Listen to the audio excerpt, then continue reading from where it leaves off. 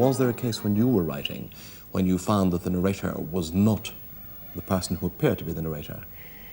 Well, the simplest illustration would be a book of mine called Loitering with Intent, which is in the form of an autobiography, but it isn't. It's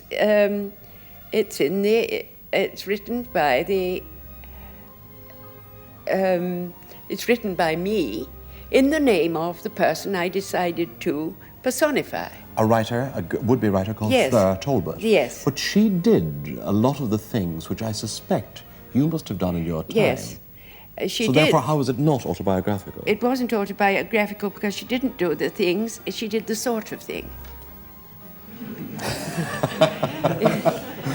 That's unfair. It isn't really, because in a court of law, you know, in fact, this character did not exist, and I did not do these things that I say she did in the book. Yes, I'm surprised you didn't call it Up the Garden Path if you've taken that. Something like that.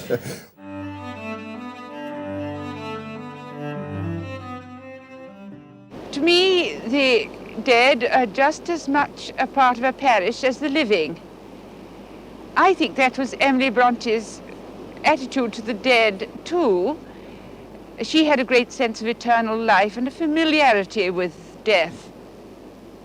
Sometimes I like to go for walks in graveyards. When I go off to the country and stay with friends, I usually try to find the local churchyard and go for a walk there.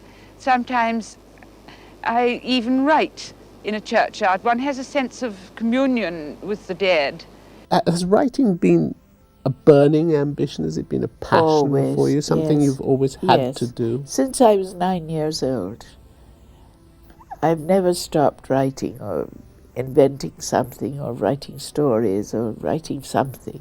I heard that you thought in scenes, which is... My thought process goes in scenes. I once visualized a whole book, dreamt it. In one evening? In one night, yes. I wish it would happen again. It was so easy to write. It was called The Public Image. I dreamt it from start to finish.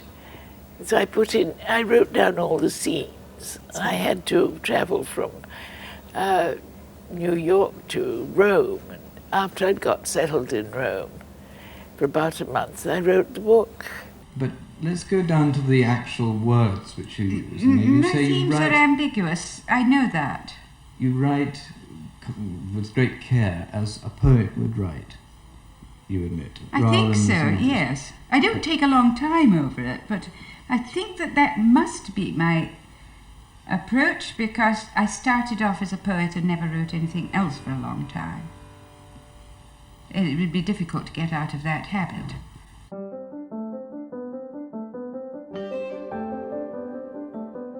Did you write poetry with a conscious technique when you were 9, 10, 11, 12? Did you use metre? I used metre, but I wasn't conscious of what the metre was. I used all sorts of meters, very, very many different ones, without knowing the names of them. But later on, I studied meter, became terribly interested in different meters and forms, especially different forms. And I think my poetry is more formal than inspired, in a way. Now, Muriel, you think of yourself first and foremost as a poet, Yes, don't you? yes, I do. More formal than inspired, you said. Why? Well, I don't know, did I say that? Perhaps I didn't mean it. I should say more inspired than formal. A formal poet. I did study all the forms of poetry when I was writing poetry, and I still do, but I do it more automatically. But I thought it was wonderful to know the many forms. People think poetry can only be free verse or rhymed, but in fact it's much more complicated than that. There are many, many forms.